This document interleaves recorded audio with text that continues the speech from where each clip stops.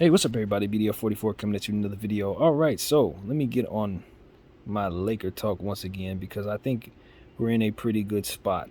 You know, all things considered, with who we're playing, Minnesota, I just don't really like what their situation looks like, man.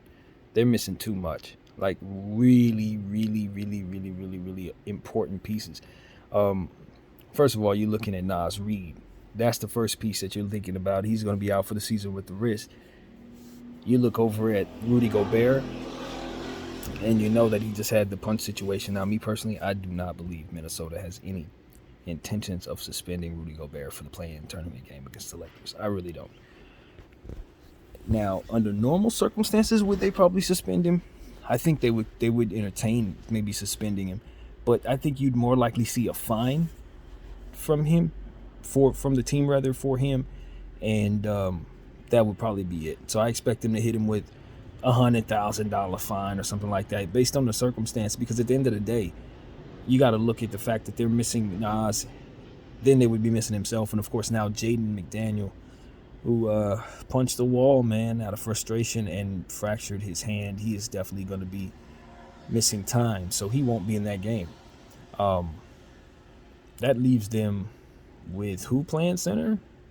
They're just going to have to run small ball against us. And while I like Anthony Edwards a lot, they're going up against Anthony Davis and all these different players that we got, LeBron James. It's just not happening. That's just not happening. So for me, I look at them and I say they're a feisty team. We have played down to the level of the opponent at times and things of that nature. But with our season on the line in our building, they're going to have to play hellacious in order to defeat us. And in order to do that, they're going to have to find a center somewhere. And I just don't think Luka Garza is going to be enough against Anthony Davis in a play-in tournament situation. Unless there's somebody else I'm not thinking about on that roster that would otherwise be able to fill in for them. They're going to need Rudy Gobert out there for sure. And, of course, Karl Towns can do it, but you don't think of him as a defensive player at all. And, plus, he's used to playing the four at this point, just came back from injury, all of that. Could he have a huge game? Of course. Can he beat Anthony Davis, LeBron James, and everything we have on our home floor for the season on the line? I don't think that's what you want for yourself if you're the Minnesota Timberwolves. That's, put it like that. I'm not gonna say that I know what can happen when you toss the ball up in the air. Anything can happen, but that's not good for you. So what that means is it's good for us. And so, yeah, man, a path looks kind of interesting. I was studying the path, looking at the play-in seeding tournament situation. Assuming we win this game, we would be getting the Memphis Grizzlies in the first round. After that, if we're able to get Memphis out of here, what we would be seeing is the winner of the Sacramento Golden State matchup. So that's pretty interesting. That's an interesting path. I think most people would prefer that path rather than to go the 8th seed route and then have to run to Denver first and then run into Clippers, Phoenix second. You just don't really want that path. Most people don't. Now, me personally, I want that path. Y'all know I want that path, but I look at things the wrong way. And most people will tell you I'm looking at things the opposite way. That's what they'll tell you. But for me, I'm just looking at depth and I'm putting the emphasis on it. And I just think that Phoenix is about to prove themselves to be a team that doesn't have a whole lot of it. Now, them going up against the Clippers is tricky because if Paul George isn't playing, one would think the Clippers just simply don't have enough. But I'm watching how the Clippers are playing, and I think that the way that they've been attacking these games, they can give Phoenix a run for their money. But the problem is, I just don't know if without Paul George they have enough to even really slow down what is an undefeated team since KD has come back. So they're well rested. They know one another a little bit, I guess you could say. And with the Clippers, it's just a situation where, I don't know, man. I like the Clippers in this particular matchup, but not 7 games worth. They might be able to get 2 or 3 games out of it and stretch it out to a 7-game series. But I just look at what the Clippers are facing against the Phoenix Suns, and I just say it's going to be tough. It's going to be really tough to overcome all of that firepower. But the one thing that I'm really looking at is how well Kawhi Leonard looks right now and how capable he is of picking teams apart. You know, when you consider what you want coming up against Kevin Durant and that type of talent, you definitely want to see somebody like him going against him. So Anytime KD and Kawhi, come together, it's going to be something special. And I don't expect this would be anything less than that. So, they're not foreign to one another. And I honestly believe these two matchups are closer than people think. I think the Clippers and the Suns are closer than people think. Now, I could be wrong. The Suns have not lost a game. But I just look at the matchups there, and I say the Clippers are going to have opportunities to strike. And if they shoot the ball the way they are capable of shooting it, I think Phoenix is going to have to prove they can defend it. And while they do have some better defensive players on their team than they had these last several years, I think Phoenix is pretty good defensively. I just wonder if the continuity the Clippers have from playing with one another for a little longer, it's going to hurt the Phoenix Suns in a series like this. That's the thing. Experience is a thing, and the Clippers have some of it in these playoffs versus these Suns who, Devin Booker and obviously Ayton have had their success. There's no question about that. But when you're adding such big pieces to the situation, a big piece like KD, and some of the bench guys also that have not been there before, I just wonder. I really wonder how they're going to handle the big stage there. So we'll see. Health will tell the story with a lot of these teams, and Phoenix and the LA Clippers are no exception.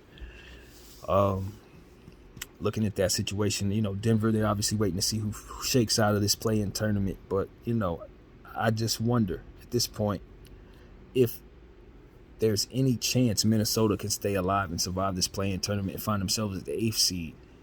If that's the case, I think Denver's not going to have any problem with Minnesota. But other than that, essentially what I'm trying to say is, other than that, any one of these play-in tournament teams can reach up and slap Denver in the mouth. Every last one of them.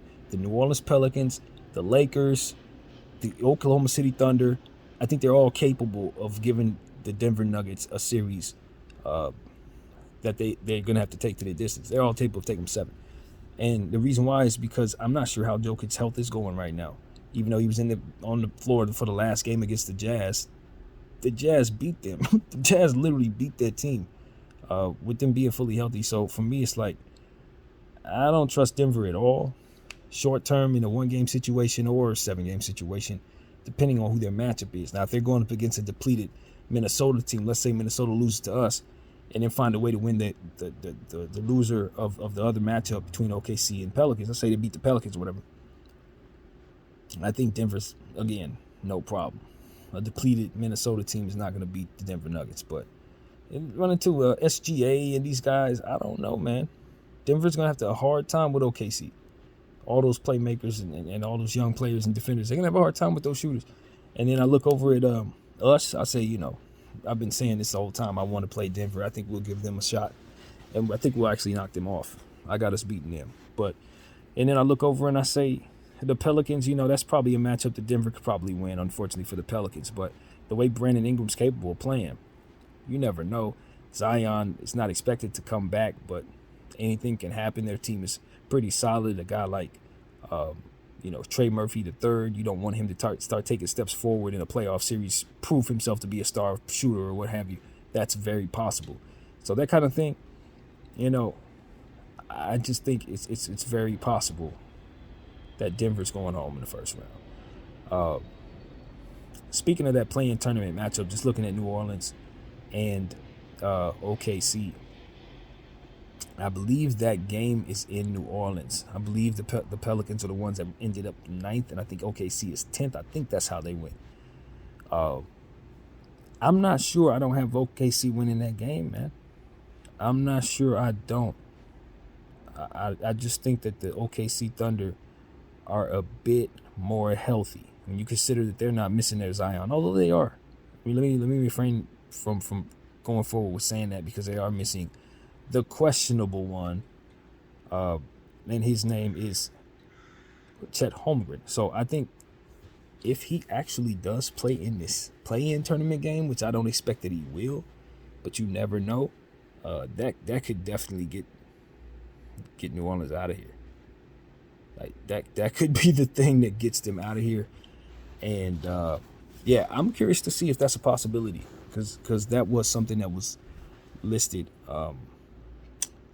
With him being questionable, I just think that he is an absolute game changer if he were to play. absolute game changer. And that could determine a lot of things if that were possible. If not even so, I still think OKC. I think I like OKC in that game on the road to beat the Pelicans. I really do think I like that. I'm going to give that some more thought, but that's where I land on that right now. Let's see. What other matchups are we sure about? So the Clippers and the Suns. I never landed on anything, did I? I don't think so. I don't know. I think the Suns probably win the series, man. I do. I think the Suns probably win the series in about 7. It's probably going to go the distance. Kawhi's going to get his pound of flesh out of them the way Norman Powell has been playing lately. I believe the Clippers are going to win some games. But I do lean toward the understanding that Booker and Kevin Durant are devastating to go against. And the Clippers are the Clippers at the end of the day. So, yeah, I'll give them 7. But I can see that series going a lot of different ways. I can. A lot of different ways. So I'll just say 7 from now. And I told you guys earlier, Golden State and Sacramento. I really think Sacramento's for real. I do. That's the funny thing about this. And I really think they're going home in the first round in 6. This is a bad matchup, man. You hate for them that they run into them. That's what it really comes down to. The Golden State Warriors, we saw what they're capable of today. 153 points. Those scores are going to be high, y'all. I'll tell you right now, Sacramento can go up that high too. They've done it already. So you may see some unprecedented first round scores with those two matchup players, especially when you consider the type of shooting both of those teams have. And Kevin Huerter, Malik Monk, Steph Curry, Klay Thompson, Jordan Poole, Keegan Murray, those are some of the best shooters in the league going against each other. So Sacramento, Golden State, I think Golden State's winning that series in 6. I'm pretty dang certain Golden State's winning that series. Now, how soon or how far, I'm going to land on 6. I'm not sold on 6, but I definitely think Golden State wins the series. However it play out. I just can't see all that experience that Steph Curry and Klay have, Draymond and those guys. I just don't see them going home to Sacramento. Sacramento's a hell of a team. They're deep. But at the end of the day, I know better, man. Experience really matters. And that's Steph Curry and Klay Thompson. And they're healthy. And Jordan Poole's healthy, and yeah, that's too much. That's just too much. Sacramento's good, but bad matchup. So that's how I'm looking at that. I'd like to look over at the Eastern Conference and their situation. The play-in tournament situation is Chicago and Toronto. That game could go a lot of different ways, man. And I honestly am not sure where the game is. I'm guessing, saying that the game is in. Which one of the teams had a better record? Probably Chicago. I don't know. But depending on where the game is, will probably determine how confident I am in one team or another. I just know how incredible that home court can be for Toronto, particularly. But Toronto's been a team that's kind of been a little underwhelming this season. And Chicago is a team, on the other hand, that showed me a lot in the 2 games that the Lakers played against them. Patrick Beverley, thinking about how that goes. Toronto Raptors can play some serious defense with the type of defending wings that they have. Scotty Barnes, guys that can defend like Pascal Siakam, OG Anunoby. On paper, one would think that Toronto would have some edge. You think about the fact that obviously DeMar DeRozan going against the Toronto Raptors for a one-and-done situation is really interesting. Obviously, that's where he made his legacy. So depending on where this game is could determine some storyline interest, especially if he's on the road there in Toronto going back there. So I'm not sure, but I think that either way, it's quite something to see. Zach LaVine, depending on how hot he is out there, looking at that matchup, him, depending on how they try to line up, maybe they put a Trent on him. I think that could be an interesting matchup, especially if Trent has it going. So, Van Fleet and all the different things. You just look at the Toronto Raptors, and on paper, you think they might have a little more firepower, just a little more firepower. But this is a pretty even game. This is a pretty even game right there. And then the other matchup, I didn't land on a winner, Chicago or Toronto. Trying to give it some thought here. Pirtle, Vucevic, DeMar DeRozan. I'm going to go Chicago.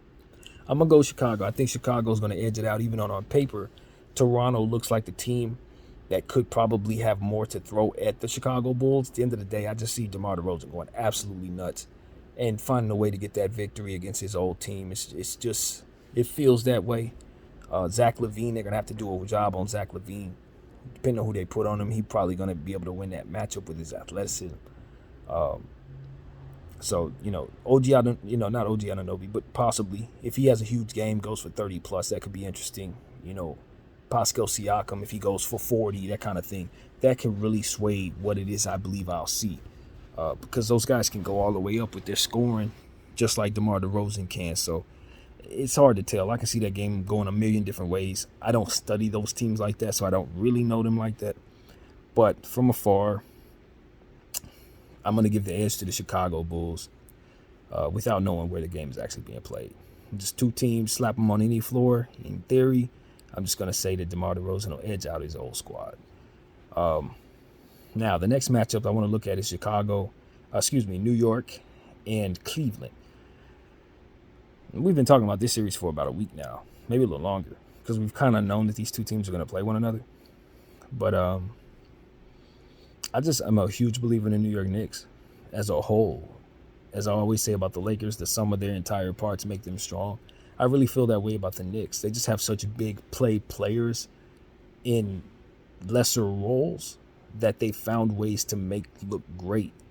So when you consider the fact that they got Jalen Brunson, you consider the fact that they got Julius Randle playing at all-star levels, and then you look down and you see that Quickly is putting up 30-point games. Grimes is putting up 30-point games. Now Toppin has gotten involved and has strung together some 30-plus point games. You know what I'm saying? You look at R.J. Barrett, and he's capable of going all the way up to 50. So it's like, I believe this team is really serious. I know how big Josh Hart can be. And in that role with that much firepower, he's extremely dangerous. You know what I mean? So it's like, I see the Knicks as a contender, but I also see them catching a bad break in the first round, sort of like the Kings in a way. Because it's like the last thing you want when you're the team like the Knicks is to just run the team into a team that can just get so many offensive rebounds and deflections and different things that kind of take away from the fact that you have a strength like that in Robinson. So I think what hurts the Knicks is the fact that they have so many incredible guards that even though you have incredible guards as well, their length with those stilts in Mobley and Allen, coupled with Donovan Mitchell and the ability for him to go crazy, and then Garland and his ability to go crazy, makes it so that it's harder to condense New York's roster to make it so that you're matching up against them while still keeping the right people on the floor for yourself. So you're kind of hoping that they can get in foul trouble, and then that, as I always say, you can expose some of that bench that the Cleveland Cavaliers have that won't be able to really do nothing for you. And that's why I look at it like this. This series is probably better for the Knicks if they can extend it. If the Cleveland Cavaliers can knock the Knicks out in 5, that'll be the only way I think they can win that series. I don't think the Cleveland Cavaliers bowl best if this series continues to progress with more games, because at the end of the day, it's the depth of the New York Knicks that I think makes them the better team. But the strength of the front starting lineup is probably going to be with the Cleveland Cavaliers. So if they condense their roster to play like 8 guys, if they can keep those guys healthy and on the floor, they'll probably end up beating the Knicks. If they can overwhelm those guys overwhelm all the different waves of different players that the Knicks are going to be throwing at them with various units. So that's kind of how I look at it. It's a deeper, more versatile team in the Knicks, but a more condensed and probably harder hitting team with the Cavaliers. Having home court advantage, this could stretch this series all the way out to 7. So that's kind of how I look at it. I think for me, I don't want to poo-poo what I think Donovan Mitchell is going to prove out there, because he's already done that. And Darius Garland is such an amazing player. I don't want to forget about him. But I also look at the Knicks guards and I say, wow, I expect a lot out of them just the same. Brunson, he ain't too far away from what I think Donovan Mitchell is going to potentially do. Quickly's not too far off from what I think Garland's going to do. Not too far off. And then I look at the other forwards. I say, where's the answer for Toppin? If you have to sit down Mobley, who are you bringing in that's going to have any chance of going up against Sims? That kind of thing. Who's going to deal with all that length on the Cleveland Cavaliers? Who are the wing defenders on the Cleveland Cavaliers? You know what I mean? That's my thing. It's like, yeah, the length is going to help you, but are you going to be able to guard R.J. Barrett? Are you going to be able to guard Quentin Grimes? Like, I just don't see those answers on that Cleveland Cavaliers team. It's going to be more so about, can our guards get buckets, and can we just keep these guys out of the paint as they drive at the rim? Can we keep them out of the rim, out of the paint, and in doing so, stay out of foul trouble? And so it's going to be tricky for Cleveland, man.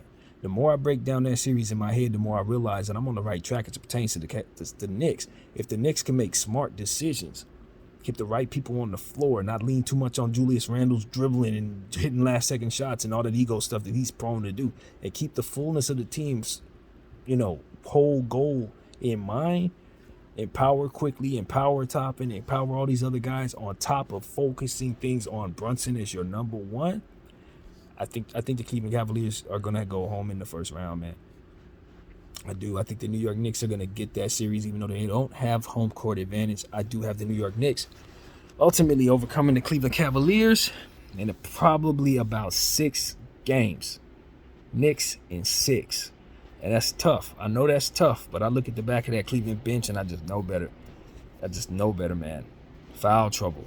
Waves of lineups that the Cavaliers just don't have, man. And so that's what I know. The Cavs bench ain't that. The Knicks is, and that's what it come down to. The Brooklyn Nets and the Philadelphia 76ers. See, this is one of those series where it's like, I don't see no scenario where the Nets win it, but I can see a lot of scenarios where the Nets are very competitive. And I don't think it's that much of a secret either. It's just a tricky matchup when you consider what the Nets are actually throwing at the Philadelphia 76ers. Is it superstar talent that's being thrown at the Sixers? No. But do they have players that can do the things that you need to do in order to defend the Sixers? Yes. Claxton went for 40 today, so you know his offense is starting to grow. But he's known for the defense. He's known for blocking shots and rebounding, offensive rebounds, stuff like that. That's exactly the type of piece I want thrown at Joel Embiid. It's Claxton. I want him on my team for that assignment. So they're built correctly. And then you look at all the forwards that they have. O'Neal, Dorian Finney-Smith, so many different other guys, obviously Bridges and Cam. All of those guys play defense. All of those guys get in the passing lanes. All of those guys put themselves in positions to help their team on both sides and stretch the floor. And when you consider Bridges, he's an Iron Man. Knock on wood, everything continues to go in the same direction. He's not going to miss any games for you. He's one of the most reliable players, if not the most reliable player in the whole association.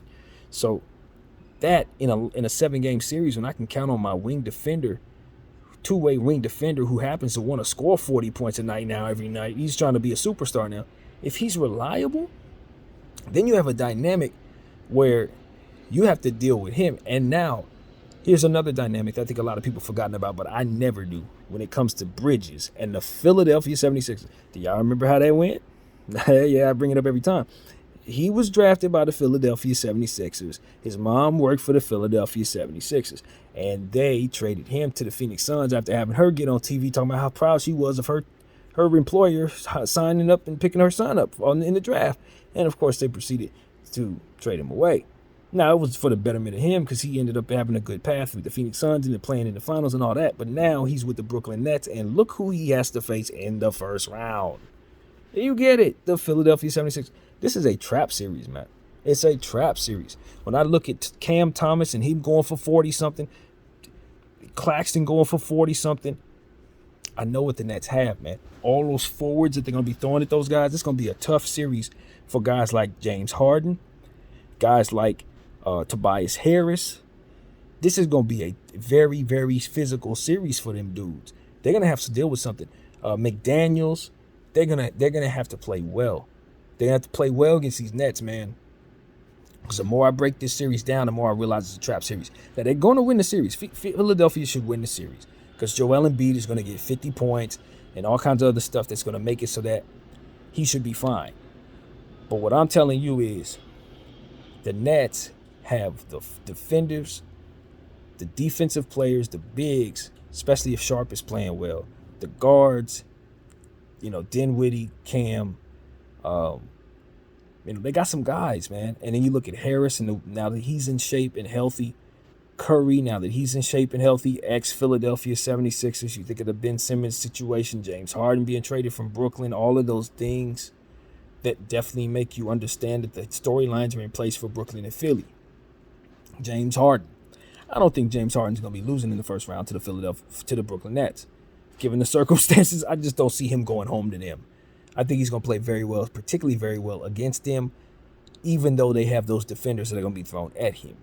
But, I look at a guy like Curry, man. Y'all got to be careful. Curry probably going to win them a game. He going to probably win the Brooklyn Nets a game in this series. His shooting and his familiarity with the Philadelphia 76ers is just going to be very interesting to me in this series. So I like it. It's shaping up to me to be a really good series, even though one would think the Brooklyn Nets are just bowing out. They traded away all these stars. But what they brought back was good glue guys, two-way guys, stretch the floor defenders that should be able to play 48 minutes and lock people up. So you're going to get a lot of games where the score should not be as high as you would think, in theory, because there's going to be some opportunities for them to kind of shut down some of Joel Embiid's surrounding teammates. Philadelphia's wing defense is a bit suspect as well, and given the fact they have a lot of wing players, that I think could be an Achilles heel in this series for them against Brooklyn. So matchups is everything, man. When you talk about matchups, this is one of those matchups where you're like, I don't know if on paper Philadelphia really want to see Brooklyn, man. Not to say that I think they're going to lose, but the matchups show me that this does smell like it could be a trap series where you just think you about to win and you get punched in the mouth. You know what I mean? Like literally get punched in the mouth. You lose the first two games type series if you're Philadelphia. So I think Philly needs to be on their toes against this team, man. They attack you just the right ways with all them dang wings. It's almost like I looked at Toronto last year when I was telling you guys and describing all the wings that they had and the way they can attack. Spencer didn't really have a good series. If he's shooting well, knocking down a bunch of threes and hitting assists and all that, he's a big player. You got to be careful with him. I know they got Maxey over there in Philly. He's probably a trump card for Philadelphia and why they'll probably win the series. If he's up 30 points and just slashing at the bucket and all that, they ain't got no answer for that. They're just not. But if he's kind of pedestrian and okay and James Harden's not himself and you just leave, Embiid to just go for 45 every night and that's the only way y'all going to win, I can see this series going 6 games. I can see this series stretching out uncomfortably. And you don't want that because a rolled ankle here, a rolled ankle there can be an upset. But aside from that, I just don't see it. Philadelphia in 6. I'm gonna give Brooklyn 2 games because I really respect them matchup-wise enough to give them 2 games. But, yeah, it should not go past that in my mind. It shouldn't go past that. Philly should definitely get that series. So, yeah, that's what I'm certain of. I know there's probably another play-in tournament game, I think, that in the Eastern Conference that I've forgotten about. Who was it, man? Who over there in the East? We already talked about Chicago and Toronto. And the other one is, God, I don't know. Who was it? It was Miami. Yeah, Miami and Atlanta. Miami and Atlanta, man. They're going to have to play Boston. Whoever wins that, that's the 7-8 seed, I believe that is. That's how that goes. So, if I'm looking at those 2 teams, the thing about Miami is that I haven't really kept an eye on them like that. I don't really know how they've been doing as of late. Jimmy Butler in a big game situation, you never really want to bet against him. Bam Adebayo. But a lot of what would be my opinion would be leaning on is actual data and homework that I really haven't done. So I don't know how the tendencies of those teams really look right now, and I don't think I can give you an educated opinion based on that. But if I'm just looking at the 2 rosters, I can assess it the best I can. I really like Atlanta bringing in Saddiq Bey. That's what I will say. I think that Saddiq Bey coming to the Atlanta Hawks just makes them an extremely deep and talented team. And when you consider what he's capable of doing, stretching the floor and playing some defense, and then you add that on top of all the other stuff they have, and you think about Quinn Snyder and how he's now coaching the team and just how sturdy he tends to be, I think Atlanta has a chance to get this game against Miami Heat. I think they do. DeJounte Murray in a playoff situation, obviously Trae Young. Yeah, they've had a regular season that's had some ups and downs, obviously, since they're in this situation. They tend to fizzle out at times. The Atlanta Hawks, you look at them, you're like, oh, this is a good opportunity for them to do something, and they just fizzle out. So maybe this is more of the same, to be honest with you. I would not be surprised if they do just that. But, I look at the team and I just say, man, they do have some depth there. I look at Miami as well. Okay, Bam is definitely there. Respect him. But I have some questions about their roster. I have some questions about where they're at as it pertains to their players. Jovic was a player I was hoping they would be able to use, but he's been out all year, so that's been bad for them. Various different things that they have going on that I don't know. I really don't know.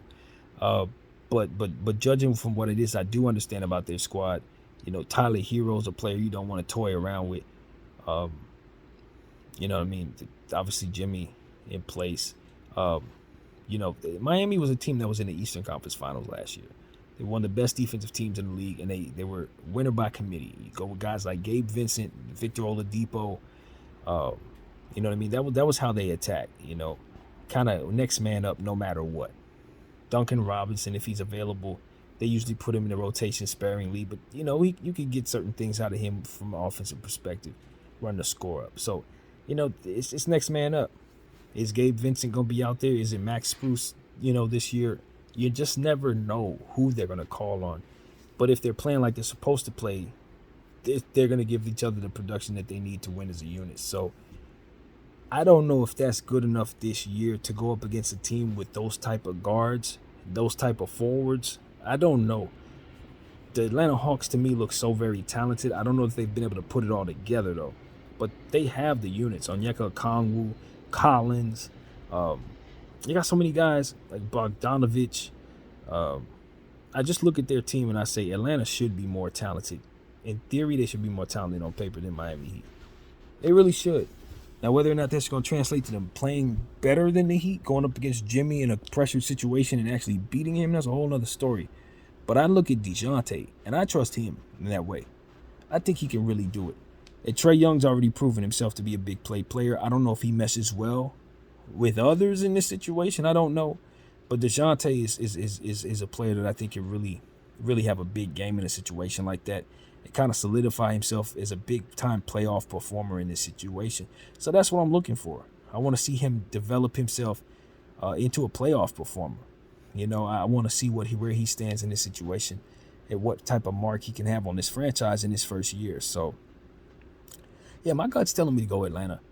My gut's telling me to go Atlanta and just leave the chips where they may. Neither one of these teams are barn burners. Neither one of these teams are squads that you think are going to get out of the first round. To be honest with you, they're going up against the Celtics. They're going to lose. But as far as this play-in tournament situation, you throw a dart at the wall as far as I can tell. And the Atlanta Hawks look like a better team to me, low-key. So that's what I got to say, man.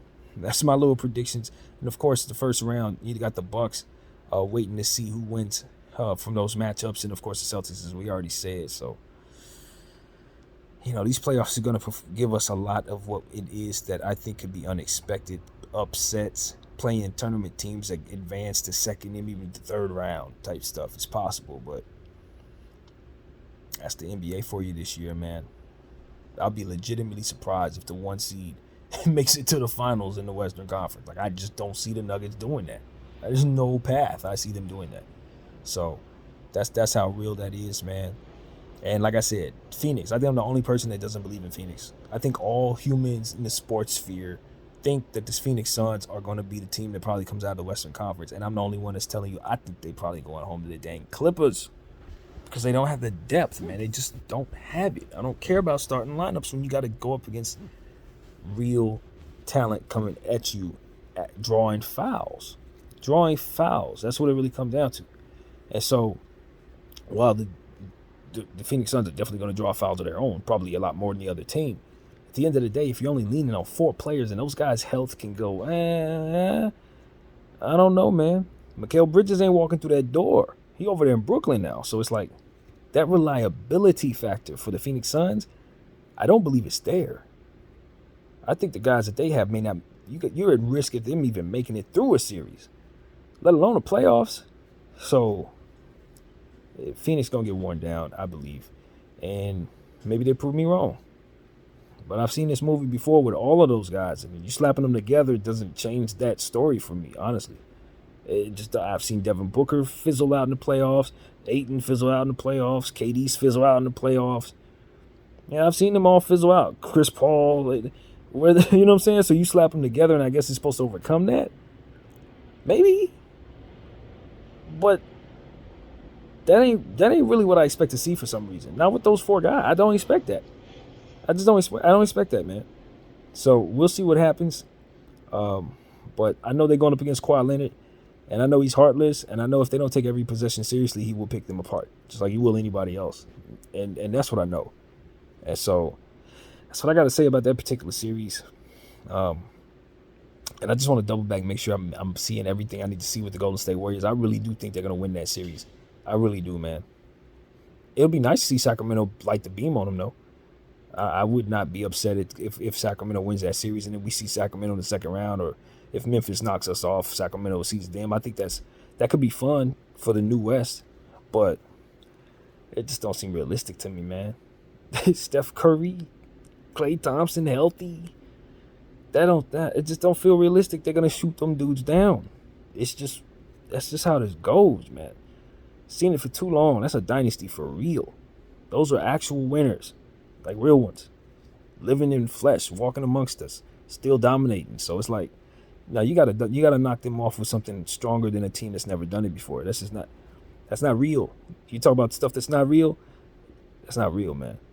So yeah, physically, Sacramento has the bodies to throw at Golden State. I want to make this clear. This is one of them situations where it's like, oh, depth. You're not consistent, Brandon, because you're not saying the same thing about them as you would say about Phoenix, and it's kind of the same thing. But then I look up and I say, not really. Did they get GP2 back? Yep. Yeah. Is Wiggins expected to be back? I don't know. But if he does come back, that don't bode well for the Sacramento Kings. And so those are the players. And I say, okay, remember we talk about reliability. Well, they got one of those guys. And I never get his name right, but Kevon Looney. He doesn't miss no games, so I can count on that and go to state at all times. Draymond Green, he's still going to do Draymond Green things. Okay, now they're getting something out of Moses Moody. I saw he had a big game today. That's a huge sign. They're also using Patrick Baldwin. He did something today. That's a huge sign. So I'm like, all right, I see what's going on right now. They're starting to gear up. Kuminga's comfortable in rotation, highly used, the way he should have been used last year. Got to deal with him. So it's like, okay, I know what Golden State has on the back of their bench at this point. They weren't using the Moody's and the Baldwins like they should have been. But if they're going to release them out in the playoffs, they can drop 150 points on you every night. This don't have to stop with the scoring that they did today, especially if Poole's going to be hot on top of all that. Baldwin and Moody are shooters. This is something that I understand. Like, those guys are elite shooters on the back of the Golden State bench. Golden State just didn't let y'all know they had them, sort of like the Lakers are doing with Pippen. You don't even know this dude could really, really go. And Christie, they got those guys in Baldwin. So it's like, okay, I know that, but I didn't know they were going to release them in the playoffs, unleash them rather in the playoffs. It's like, oh, so you guys going to like attempt 53s a night and expect to like shoot 45% for real. And if that is the case, then they might win another ring again. Like, seriously. So this is one of them situations where it's like, okay, so you guys aren't going to play JaMychal Green and DiVincenzo like that. That's, y'all not unleashing, what's his name? The dude that they were using, Lamb. He's not playing the playoffs. Y'all gonna really use the real talent y'all got. Okay. So yeah, Sacramento's out of here. That's kind of how that goes. So that's why I tell the LA Lakers, man, let's take care of business, man. We got the best path of anybody. Maybe not as good as Milwaukee necessarily, because it looks like they're going to have a pretty easy path in the East. But as far as I can tell, the Lakers are in a very good spot from what it is they're trying to do. You get the Minnesota Timberwolves, who just basically imploded in the last game of the season. And then you get to play one of either Sacramento, who doesn't know what they're doing yet, or Golden State, who you've had their number all year long.